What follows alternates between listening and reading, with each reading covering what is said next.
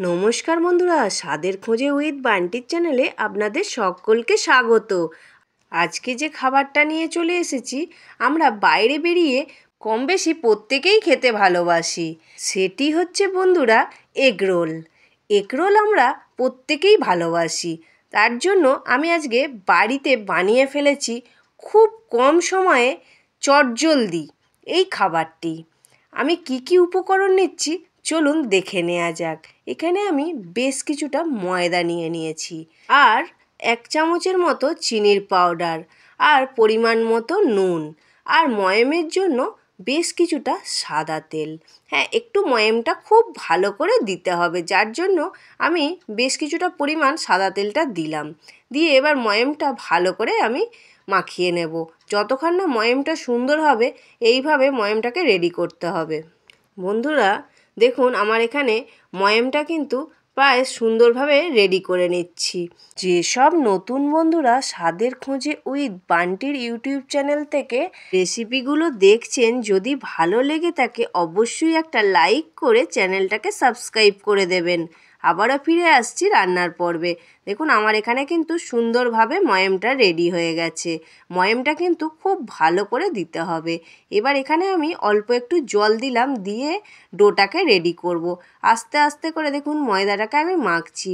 হ্যাঁ বন্ধুরা, আমি কিন্তু ময়দাটা গরম জল ইউজ করিনি, নর্মাল জলেই মেখেছি, মানে যেটা ঘরে থাকে আমরা খাই সেই জলই। দেখুন আমার এখানে সুন্দরভাবে ডোটা রেডি হয়ে গেছে। ডোটা কিন্তু খুব নরমও হবে না, আবার খুব শক্তও হবে না। দেখুন আরেকটুখানি আমি মেখে নেব। মেখে নিয়ে এবার লেচিগুলোকে কেটে নেব। দেখুন আমার এখানে মাখাটা হয়ে গেছে। আমি যে পরিমাণে নিয়েছিলাম এইটা আমি 3টে লেচি করব। একটু বড় বড় লেচি করতে হবে, খুব ছোট করলে হবে না। যেরকম আমরা রুটির লেচি করে থাকি তার থেকেও একটু বড় সাইজ করে কাটতে হবে। দেখুন আমার এখানে কিন্তু 3টে খুব সুন্দর মাপের লেচি কেটে নিলাম। এবার লেচিটাকে সুন্দর করে এইভাবে গোল করে নিচ্ছি। এবার হাতের তালুর সাহায্যে ভালো করে এটাকে গোল করে নিলাম। দেখুন আমার কতটা সুন্দর হয়েছে মাখাটা এবং লেচি কাটাটা দেখলে বুঝতে পারবেন যে কতটা বড় মাপের লেচিটা হয়েছে বলে এত সুন্দর গোলটা হয়েছে। এবার আমি বেলে নেব। চলুন দেখে নেওয়া যাক আমি কিভাবে বেলছি। এখানে বেশ কিছুটা পরিমাণ সাদা তেল দিয়ে দিলাম। দিয়ে এবার লেচিটা দিয়ে ভালো করে চাকিটায় মাখিয়ে নেব। আপনারা যদি মনে করেন বড় কিছুতে বেলবেন তাতেও বেলতে পারেন, চাকিতেও অসুবিধা নেই। এবার এটাকে হাত দিয়ে এইভাবে একটু চিপে চিপে চারিদিকটা একটু বড় করে নেব। নিয়ে একটা বেলনের সাহায্যে ভালো করে রুটির থেকে বড় হবে, রুটির মাপের কিন্তু হবে না, একটু রুটির থেকে বড় হবে। আর লেন্থ কিন্তু একটু থাকবে, খুব পাতলা লেন্থের হবে না, একটু লেন্থই রাখতে হবে। দেখুন বন্ধুরা আমার এখানে কিন্তু খুব সুন্দরভাবে রুটিটা বেলে নিয়েছি। এবার এখানে চাটুতে আমি বেশ কিছুটা পরিমাণে সাদা তেল দিয়ে দিয়েছি। দিয়ে চাটুর এরম চারিপাশে খুন্তি দিয়ে দিয়ে একটু রেডি করে নিচ্ছি, নাহলে ধরে যাবে না। এবার আস্তে করে পরোটাটা দিয়ে দিলাম। দিয়ে ভালো করে এবার এটাকে উল্টে পাল্টে ভাজতে হবে। খুব সাবধানে ভাজতে হবে যাতে না তেল ছিটকে গায়ে পড়ে এবং সুন্দরভাবে যেন ভাজাটা হয়। যেসব নতুন বন্ধুরা আমার ফেসবুক চ্যানেল থেকে আমার রেসিপিগুলো দেখছেন, যদি ভালো লেগে থাকে অবশ্যই একটা লাইক করে চ্যানেলটাকে ফলো করে দেবেন আরও নিত্য নতুন ভিডিও পাওয়ার জন্য। দেখুন বন্ধুরা আমার এক পিঠ কিন্তু খুব সুন্দর করে রেডি হয়ে গেছে। আবার আমি আর একটা পিঠ উল্টে দিলাম, এখনও কিন্তু পুরোপুরি ভাজা হয়নি, জাস্ট একটা পিঠ খেয়েছে। দেখুন খুন্তির সাহায্যে আমি এইভাবে উল্টে পাল্টে দেব। প্রথমে আগে পিঠটা খাইয়ে নেব, তারপর আস্তে আস্তে করে আমি সাদা তেল দিয়ে দিয়ে ভেজে নেব। দেখুন আমি খুন্তির সাহায্যে আস্তে আস্তে সাইড দিয়ে দিয়ে দিচ্ছি। এইভাবে সাইড দিয়ে দিয়ে দিলে কি হয়, সাইডগুলো ভাজা খুব ভালো হয়। বন্ধুরা দোকান থেকে কিনে খাবেন কেন, এইভাবে বাড়িতে থাকা সামান্য কিছু উপকরণ দিয়ে বানিয়ে ফেলুন দোকানের স্টাইলের এগরোল। দেখুন বন্ধুরা আমি কথা বলতে বলতে আমার কিন্তু পরোটাটা অলরেডি ভাজা হয়ে এসছে। সুন্দরভাবে তেল দিয়ে দিয়ে এইভাবে খুন্তি দিয়ে চেপে চেপে ভাজতে হবে, তবে কিন্তু খুব সুন্দর মচমচে হবে। দেখুন বন্ধুরা আমার কিন্তু প্রায় ভাজা হয়ে গেছে, আমি ওটাকে একটা প্লেটে তুলে রেখে দিলাম। দেখুন এখানে কত সুন্দর ভাজা হয়ে গেছে। এইভাবে কিন্তু একটু লালচে লালচে করে ভাজবেন, তবেই ভালো লাগবে। দেখুন আমার কত সুন্দর হয়েছে ভাজাটা। আর এখানে আমি ডিম নিয়ে নিয়েছি 3টে। এবার একটা ডিমকে আমি আলাদা একটা বাটিতে ফাটিয়ে ওতে অল্প করে নুন দিয়ে ভালো করে ওটাকে ফাটিয়ে নিলাম। দিয়ে এবার এখানে চাটুতে বেশ কিছুটা পরিমাণ সাদা তেল দিয়ে দিলাম, দিয়ে ডিমটাকে দিয়ে দিলাম, দিয়ে একটা চামচের সাহায্যে এইভাবে একটু বড় করে দিচ্ছি। দেখুন এইভাবে সুন্দর করে বড় করে দিলাম। এবার চারিধারটা যখন একটু ভাজা ভাজা হয়ে যাবে আর মাঝখানটা একটু কাঁচা কাঁচা থাকবে, তখনই পরোটাটা আমি দিয়ে দেবো।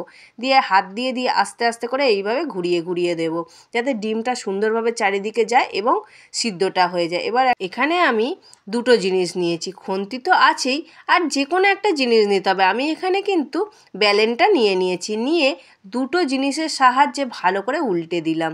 দিয়ে দেখুন ভালো করে এইভাবে ভেজে নিতে হবে, খুব সুন্দর। আর গ্যাসটা কিন্তু হাই টু মিডিয়ামে থাকবে, বেশি কিন্তু জোর দেবেন না, তাহলে পুড়ে যাবে, তাহলে ভাজাটা সুন্দর হবে না। আর এখানে আমি বেশ কিছুটা লম্বা লম্বা করে পেঁয়াজ কেটে নিয়েছি, একটা বড় সাইজ পাতি লেবু কেটে নিয়েছি, আর এখানে বেশ কিছুটা শসা কেটে নিয়েছি, আর কাঁচা লঙ্কা। কাঁচা লঙ্কা তো রাখতেই হবে, রোল না হলে মানায় না, একটু ঝাল ঝাল না হলে রোল মানায় নাকি। তবে বন্ধুরা বাচ্চারা যদি বাড়িতে থাকে বেশি দেবেন না, ওরা খেতেই পারবে না। আর এখানে আমি বেশ কিছুটা মশলা নিয়েছি, একটু বিট নুন, একটু জিরে গুঁড়ো, আর একটু ঘরের নুন, যেটা আমরা রান্নায় ইউজ করি। আর জিরে গুঁড়োটা আমি শুকনো খোলায় ভেজে ওটাকে গুঁড়িয়ে নিয়েছি। এখানে আমি ডিম দিয়ে ভেজে রাখা পরোটাটা নিয়ে নিয়েছি। এবার উপর দিয়ে বেশ কিছুটা জিরে গুঁড়ো ছড়িয়ে দিলাম, আর দিয়ে দিলাম ওপর দিয়ে লবণ, আর বেশ কিছুটা দিয়ে দিলাম বিট লবণ। সবই এরকম ওপর দিয়ে আগে আমি একটু ছড়িয়ে দিলাম। দেখুন এখানে কত সুন্দরভাবে আমি ছড়িয়েটা দিলাম। এরপর দিয়ে দিচ্ছি কেটে রাখা শসাটা। হ্যাঁ বন্ধুরা, শসাটা একটু পরিমাণে দিতে হবে, তবেই কিনা ভালো লাগবে, শসাটা মুখে পড়বে, আর শসার স্বাদই আলাদা। এরপর আমি বেশ কিছুটা পেঁয়াজ দিয়ে দিলাম। হ্যাঁ, পেঁয়াজটাকে একটু লম্বা লম্বা করে একটু পাতলা পাতলা করে কেটে নিয়েছি। এরপর দিয়ে দিলাম কাঁচা লঙ্কা। কাঁচা লঙ্কা বড়রা খেলে একটু বেশি দেবেন, আর ছোটরা খেলে কিন্তু অল্প দেবেন, কেন ওরা ঝাল সহ্য করতে পারে না। এবার উপর দিয়ে দিয়ে দিলাম কিছুটা বিট লবণ, তারপর দিয়ে দিলাম এমনি লবণ। দিয়ে নিয়ে এবার একটুখানি জিরে গুঁড়ো দিয়ে দেবো। দেখুন এখানে জিরে গুঁড়োটা দিয়ে দিলাম। আমি কিন্তু আর অন্য কিছু মশলা ইউজ করছি না, আমি যেভাবে বানাচ্ছি বন্ধুরা এইভাবে বানাবেন। আর পাতিলেবুর রস বেশ কিছুটা দিয়ে দিলাম। দেখুন আমি এখানে বেশি দেবেন না, তাহলে টক হয়ে যাবে, খেতে পারবেন না। আর এখানে আমি টমেটো সস দিয়ে দিলাম। টমেটো সস আমি এখানে কিষান সসটা ইউজ করেছি। ব্যাস, এগরোলের মশলা আমার ভেতরে সব রেডি করে দেয়া হয়ে গেল। এবার কাগজ দিয়ে আমি এটাকে সুন্দরভাবে মুড়ে নেব। মোড়াটা কিন্তু বিরাট একটা কাজ, না হলে কিন্তু খাওয়া যাবে না। আর সুন্দরভাবে না মুড়লে এদিক ওদিক থেকে বেরিয়ে যাবে, পড়ে যাবে, আর খেতেও পারবো না। দেখুন এইভাবে সুন্দর করে মুড়ে নিতে হবে। দেখুন আমার কতটা সুন্দরভাবে এগরোলটা মোড়া হয়ে গেছে। বন্ধুরা আমি এখানে 3টে এগরোল সুন্দরভাবে বানিয়ে নিয়েছি। দেখুন বন্ধুরা কত সুন্দর হয়েছে, দেখে খেতে ইচ্ছা করছে। চলে আসুন আমার বাড়িতে, চটজলদি বানিয়ে দেব এগরোল। এগরোল খাবো আর খুব মজা করব, গল্প করব। আর বন্ধুরা আপনাদের বাড়িতে যদি কোনো অতিথি আসে, এইভাবে চটজলদি এগরোল বানিয়ে দেবেন, তারা কিন্তু খুব খুশি হবে এবং খুব খুশি করে আনন্দ করে খেয়ে আপনার প্রশংসা করে যাবে।